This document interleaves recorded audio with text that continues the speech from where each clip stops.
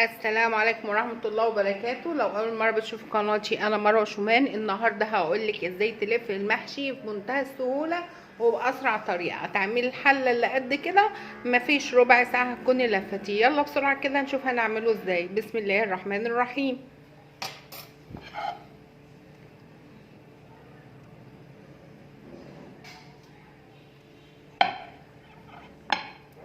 بسم الله الرحمن الرحيم. النهارده عاوزه اوريكي طريقه لف سريعه. يعني انت جايه من شغلك ومتاخره وعاوزه تعملي محشي وتدفي بيتك في اليومين دول البرد دول، ممكن تعمليه بطريقه سريعه. اولا ده موسم الكرنب خلاص دلوقتي ان انت ممكن تخزنيه.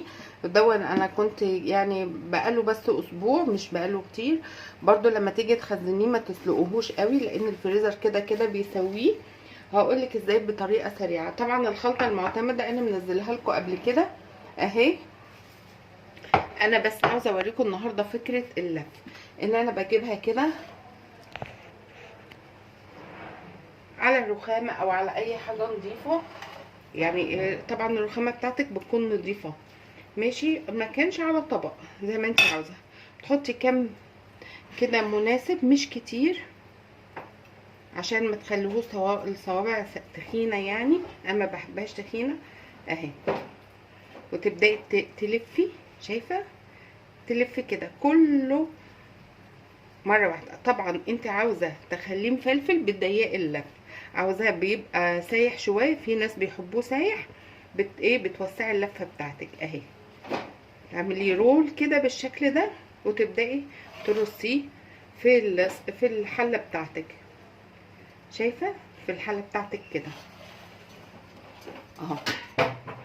انا ببدا بالاخضر من تحت وببقى حاطه هنا فلفل، حاطه ورق، حاطه بصلايه زي ما انت عاوزه. كل الحاجات دي بتدي طعم حلو قوي. شايفه؟ انا لفيت واحده تانية كده نلفها. انا بس سلقاه واسمها الورقه 2. توزعي كده الحشوه زي ما بقولك، ما تخليهاش سميكه، خليها حلوه معقوله. طب دلوقتي هو كل ده صباع محشي؟ لا مش كل ده صباع محشي. انا هقولك بقسمه ازاي بيبقى تحفه قوي على فكره، وبيبقى طعمه حلو ولا فرق عن اللي قعدتي قطعتيها واحده واحده. انجزي كده في وقتك، ما تهدريش كده وقتك في الفاضي، واعمليه بالطريقه دي. شايفه اهي؟ انا بضيقها بقى شويه لان مش بحبه سايح قوي، يعني بحبه متوسط. شايفه اهي؟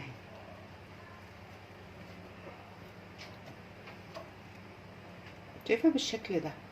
انا هكمل وهاجي لما اكون الطبقه التانية وهوريكي.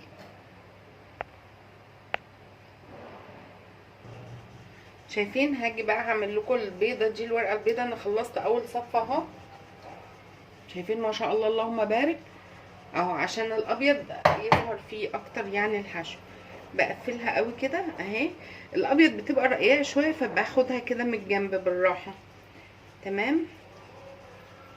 احنا دايما بنحط الاخضر تحت علشان هو ده اللي بيتحمل الحراره. لان انا بنتي وانا واقفه بشتغل سالتني ليه بتحطوا ده الاخضر تحت. شايفين اهو بالشكل ده. اكمل بقى كله وارجع لكم اقول لك بنكمله ازاي. اهو بعد ما خلصتها كلها انا سايبه الحته اللي في النص دي عشان هحط عليه فيها الفلفل. نبدا بقى ايه؟ نبدا نقطعها سكينه حاميه بالشكل ده. شايفين بالشكل ده؟ تحفه والله ما شاء الله اللهم بارك. بيطلع في الاخر تحفه ومفلفل ولا مفكك من بعض ولا اي حاجه. تبداي تقطعي الاطوال بقى اللي انت عاوزاها، اللي انت عاوزاها حسب ما انت عاوزه اهو.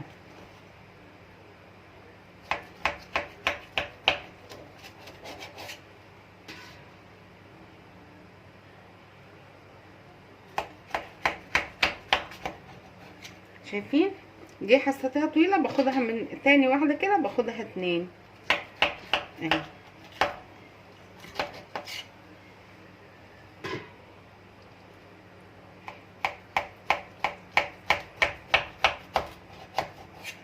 لغايه ما اقطعها كده كلها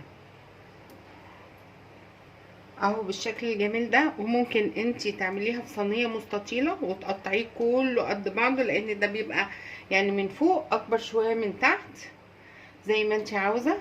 واحشيك كده فلفلتين حلوين.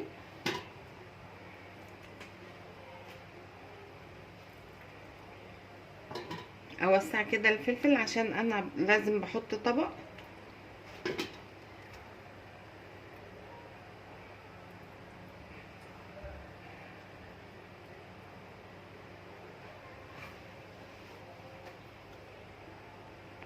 حط طبق بالشكل ده كده كده بيبقى مجوف، يعني من هنا رافع للفلفل اهو. واحط بقى الشوربه بتاعتك او زي ما تحبي، شوربه صلصه. بس الصلصه خلي بالك بتساعد ان هو يشيط بسرعه، فممكن تحطي معلقه صلصه على الشوربه. انا حطيت شوربه فيها معلقه بس صغيره من الصلصه. ولازم الشوربه بتاعتك تكون بالشكل ده. انا مش عاوزاها مغطياها لفوق، يا دوبك بس بتغطي المحشي اهو عشان يطلع مظبوط ما يطلعش معجن. شايفه بالشكل ده اهو.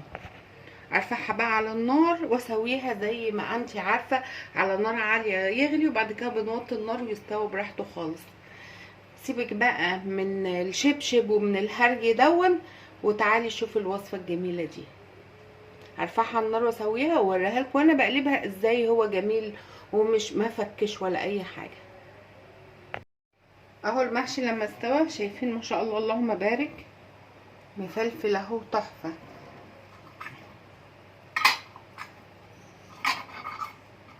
اهو. شايفين الجمال. كل رزايه مستويه جدا ومفلفله وحلوه قوي. تعالوا كده نقلبه.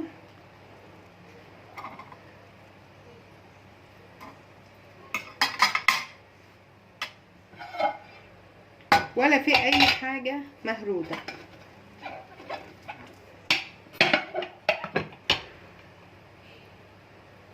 شايفين ما شاء الله اللهم بارك، تحفه تحفه تحفه اهو.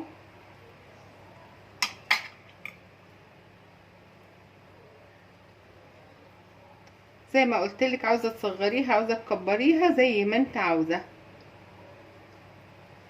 شايفين ما شاء الله اللهم بارك. اتمنى بقى الوصفه النهارده تكون عجبتكم لايك وشير وتفعيل الجرس عشان يوصلك كل جديد. نتقابل في وصفه تانية باذن الله، والسلام عليكم ورحمه الله وبركاته.